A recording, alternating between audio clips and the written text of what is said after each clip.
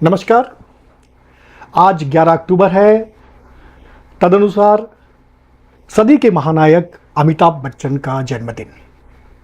अमिताभ बच्चन आज 82 साल के हो रहे हैं और इस 82 साल के पूरे सफ़र में अगर देखा जाए तो अमिताभ बच्चन ने खूब सारे रोल किए हैं, न सिर्फ अपने सामाजिक जीवन में बल्कि फिल्मी ज़िंदगी में भी। और यही वजह है कि वो पूरे भारतीय जनमानस पर छाए हुए हैं। कई बार तो जुमले में यह भी कहा जा सकता है कि इस देश में दो तरह के लोग हैं, एक स्वयं अमिताभ बच्चन और दूसरे अमिताभ के फैन। लेकिन इस तरह की स्थिति को हासिल करने के बाद, एक किरदार के खुद किरदार बन जाने के बाद, एक नाम के खुद पहचान बन जाने के बाद, एक व्यक्ति का जीवन कैसे हो जाता है, क्या कोई समझ पाता है? हम सामान्य तौर पे ये कह देते हैं कि अमिताभ बच्चन एक बहुत अच्छे अभिनेता हैं, लेकिन क्या वो सिर्फ अभिनेता हैं या उससे आगे भी कुछ है, या कि इस मकाम पर पहुंचने के लिए व्यक्ति को किस तरह के सैक्रिफाइसेस करने पड़ते हैं? इन सभी चीज़ों पे आज हम चर्चा कर रहे हैं। और चर्चा करने के लिए हमारे साथ एक ऐसी शख्सियत है जिन्होंने न सिर्फ अपने फिल्मी क्षेत्र में अनुभव को व्यापकता के साथ, बहुत अनुभूतियों के साथ ग्रहण किया है, बल्कि वो देश के जाने पहचाने ज्योतिषी भी हैं। जी हाँ, हम बात कर रहे हैं डॉक्टर कुमार गणेश की, जो फिल्म, साहित्य और ज्योतिष तीनों ही क्षेत्र में एक जाना पहचाना नाम है। आज हम उनसे अमिताभ बच्चन के विभिन्न पहलुओं पर बात करेंगे, ये जानने की कोशिश करेंगे कि अमिताभ क्यों है, अमिताभ आखिर है क्या। तो इस कार्यक्रम में कुमार गणेश जी, आपका स्वागत है, आपका अभिनंदन है। और क्योंकि आज अमिताभ बच्चन का जन्मदिन है तो हम इस कार्यक्रम के माध्यम से, लॉयन एक्सप्रेस के माध्यम से सबसे पहले तो शुभकामना देना चाहते हैं अमिताभ बच्चन को कि वो और दीर्घायु हों और इसी सक्रियता के साथ काम करें। लेकिन पहला सवाल जो हम आपसे पूछना चाहते हैं वो यही है कि इतने रोल कर लिया अमिताभ ने, चाहे उनका सामाजिक जीवन देखें, बेटे के रूप में उनकी भूमिका देखें तो हरिवंश राय बच्चन जब अपनी आत्मकथा लिखते हैं तो उनका एक नया रोल आता है। फिर फिल्मों में काम करने का एक फ्लॉप, एक फेलियर, एक लूज़र से एक सुपरस्टार बन जाना, महानायक बन जाना, एक चीज़ों को आगे पार करते रहना, फिर अपनी कंपनी बनाना, पारिवारिक मुद्दे हो, सामाजिक मुद्दे हो, अभिषेक की शादी में फिल्म इंडस्ट्री की सेलिब्रिटी को नहीं बुलाना और अपने परिवार के लोगों के साथ शादी करना। बहुत सारी ऐसी बातें जिन पे आज हम लोग बात करेंगे। लेकिन सबसे पहले हम ये जानना चाहेंगे, क्योंकि आज जिस मकाम पर अमिताभ बच्चन हैं वहां से सब ये जानना चाहते हैं कि आगे क्या। एक ऐसा समय जब लोगों को लगता है कि मैं तो वृद्ध हो गया हूं, उस बात को भी अमिताभ बच्चन 22 साल छोड़ करके आ चुके हैं। 60 साल की अवस्था में लोगों को लगता है हम तो रिटायर हो गए, लेकिन उससे भी 22 साल बाद आज भी अमिताभ वहां खड़े हैं जहां पे किसी फिल्म की सक्सेस उनसे जुड़ी होती है। तो पहला सवाल ये होगा कि राष्ट्रीय परिप्रेक्ष्य में, क्योंकि हम यहाँ पे बात कर रहे हैं तो अमिताभ बच्चन की बात करें, एक राष्ट्रीय परिप्रेक्ष्य में बात करें, तो सबसे पहला सवाल आपसे, अब अमिताभ क्या, अब अमिताभ का रोल क्या, इससे बात करेंगे। जय श्री राम। सबसे पहले तो मैं आदरणीय मित्रों आपको प्रणाम करता हूं। और हरीश जी, जहाँ तक अमिताभ क्यों है, तो देखिए, राष्ट्रीय परिप्रेक्ष्य में जब चर्चा करते हैं या जब हम चर्चा करना चाहते भी हैं तो एक बात सबसे पहले उभर कर आती है।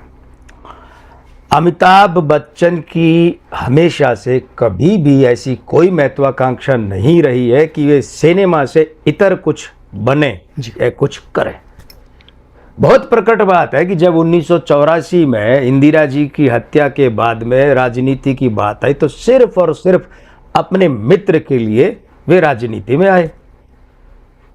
राजीव गांधी के बाहर के कमरे में विश्वनाथ प्रताप सिंह बैठे थे और एक और बड़े राजनेता थे जो इलाहाबाद से एक नाम लेकर आए थे कि इन्हें टिकट देना है।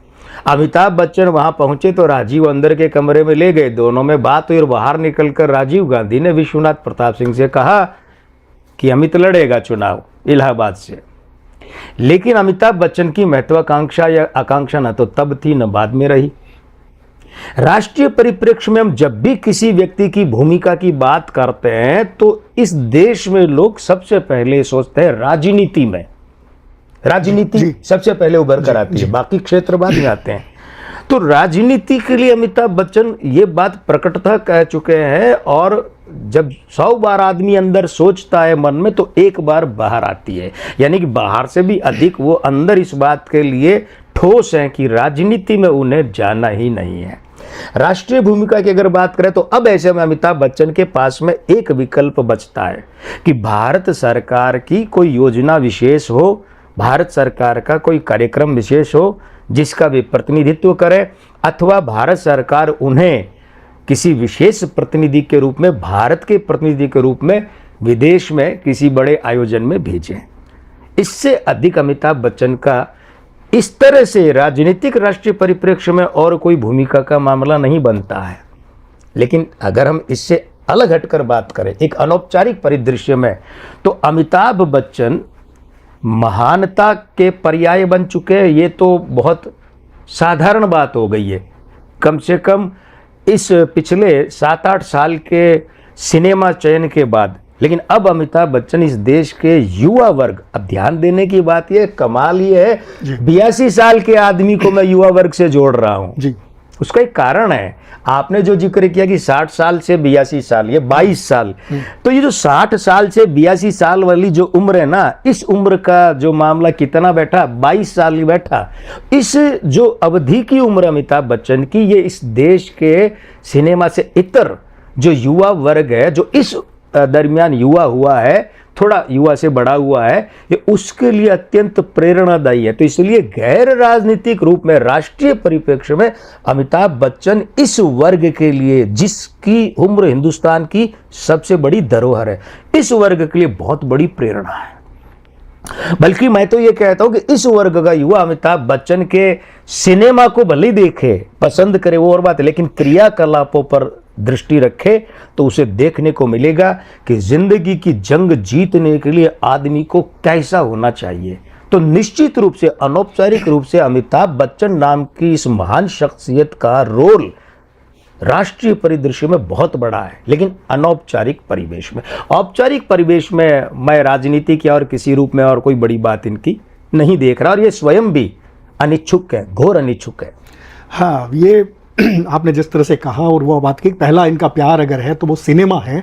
और सिनेमा में भी जो सिनेमा के दिग्गज हैं, अगर अपन बात करें कि ऋषिकेश मुखर्जी साहब ने एक बार ये कहा था कि अमिताभ के अभिनय का अभी तक 10% हिस्सा ही बाहर आया है। जब ऋषिकेश मुखर्जी थे